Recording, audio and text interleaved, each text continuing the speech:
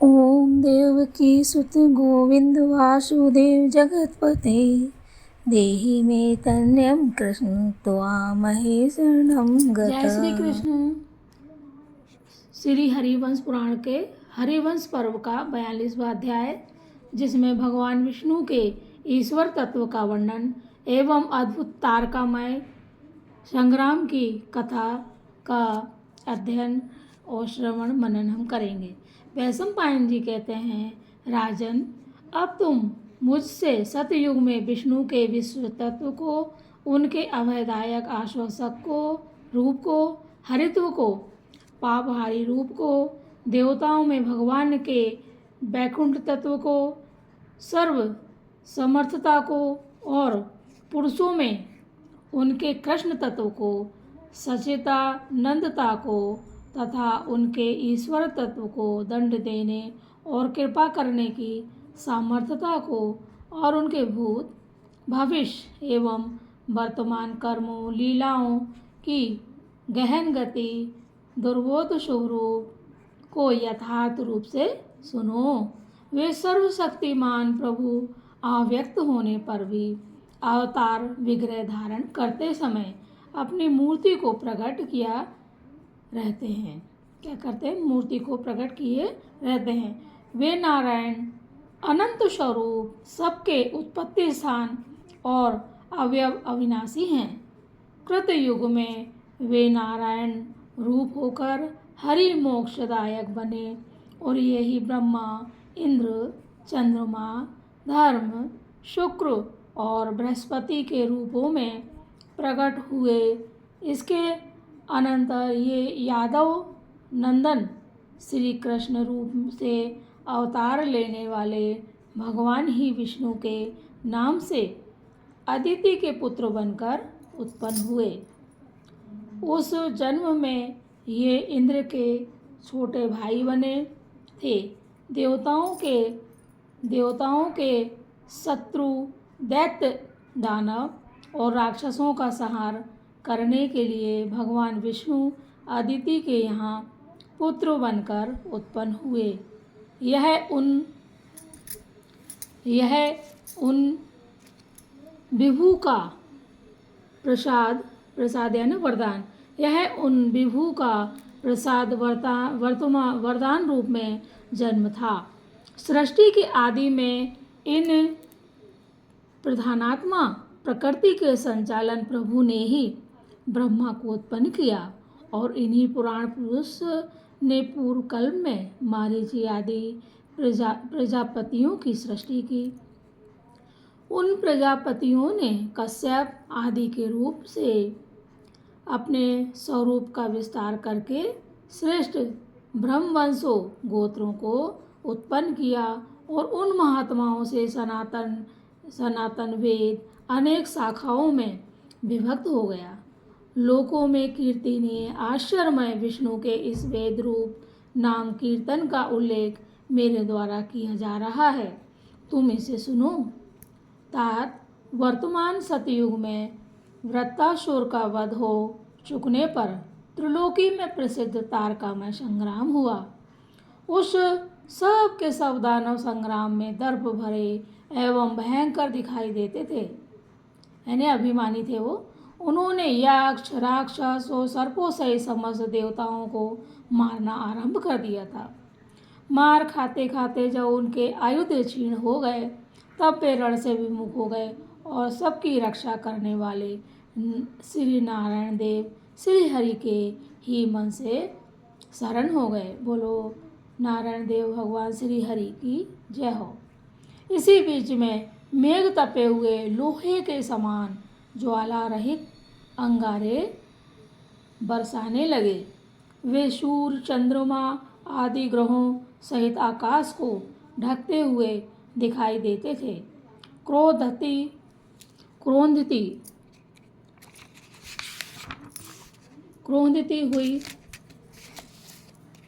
क्रोधित हुई बिजलियों से व्याप्त हो वे भयंकर बादल बड़े जोर से गरजने और परस्पर वेग से टकराने लगे, क्योंकि उस समय प्रभय आदि 7 प्रकार की हवाएं चल रही थी।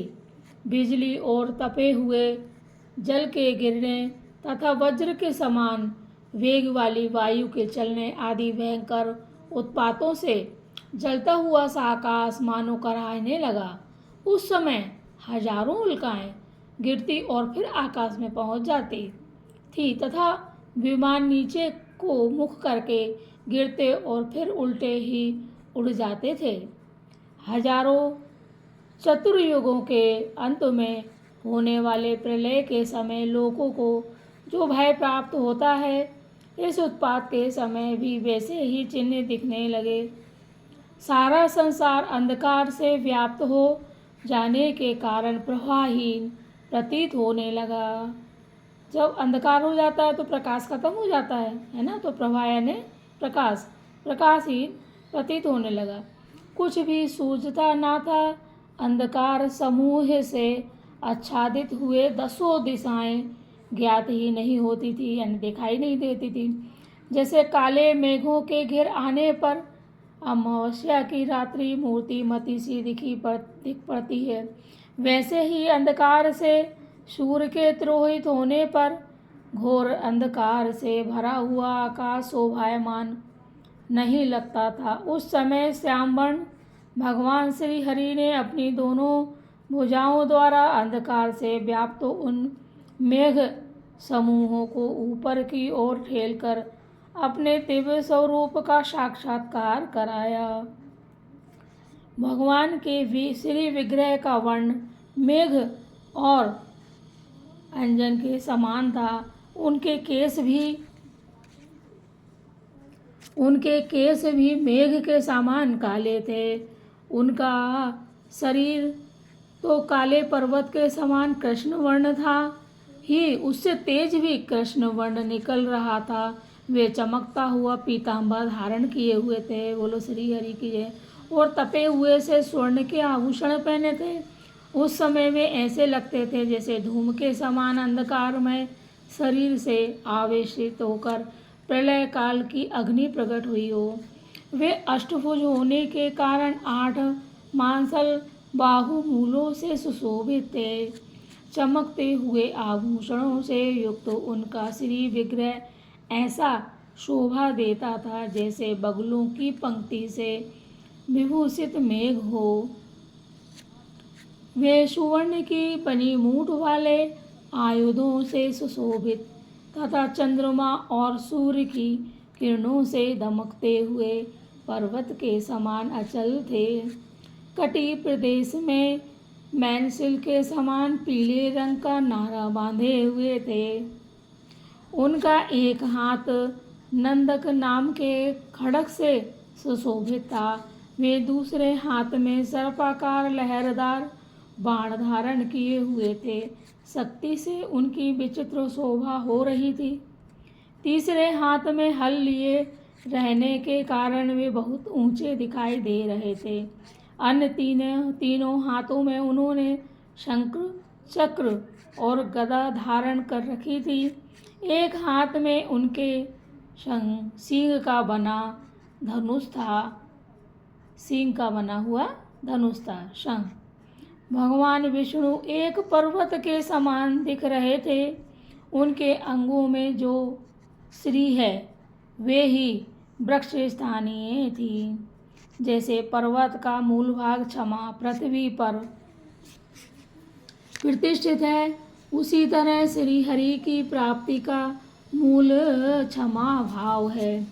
भय के अवसरों पर अभयदान देने वाले पर्वत के समान अटल भगवान विष्णु को दैत्यों से हारे हुए देवताओं ने आकाश के बीच दिव्यलोकमय रथ में बैठा देखा। उस रथ में हरे रंग के घोड़े जुते हुए थे। वह गरुड़ की ध्वजा से शोभित था। सूर्य और चंद्रमा रूपी पहियों से वह सुंदर दिखाई देता था। उसके भीतरी भाग को मंदराचल रूपी धुरे ने धारण कर रखा था। भगवान शेष ही उसमें रश्मि लगाम बने हुए थे। मेरु पर्वत उसका कुबर आगे का भाग था। तारे ही उसमें रंग बिरंगे फूलों के रूप में सजे थे। तथा ग्रह नक्षत्र उसमें डोरी के रूप में लगे थे।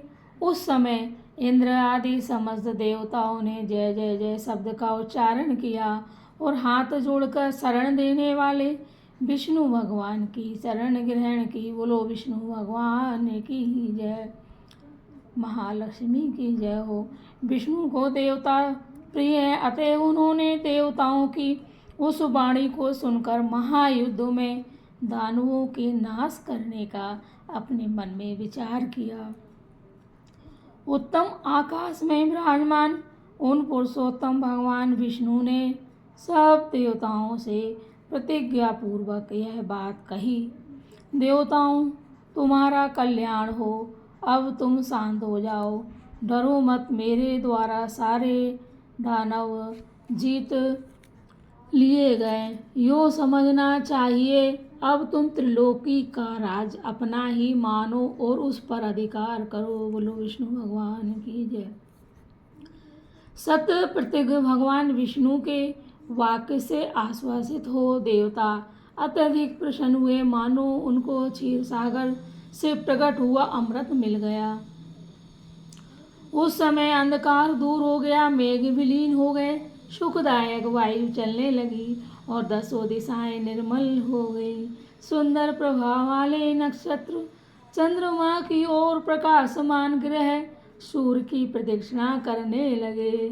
ग्रहों ने आपस में टकराना छोड़ दिया, नदियों का जल निर्मल हो गया तथा देवयान, पितृयान और मोक्ष मार्ग नामक तीनों मार्ग भी रज धूल या रजो गुण से रहित हो गए। नदियाँ ठीक ढंग से बहने लगी, समुद्रों का क्षुब्ध होना बंद हो गया, मनुष्यों के मनों में इंद्रियों को शुभ कामों में लगाने की इच्छा होने लगी। महर्षि शोक रहित होकर उच्च स्वर से वेद ध्वनि करने लगे। अग्निदेव भी यज्ञों में पवित्र और स्वादु हवि का भक्षण करने लगे।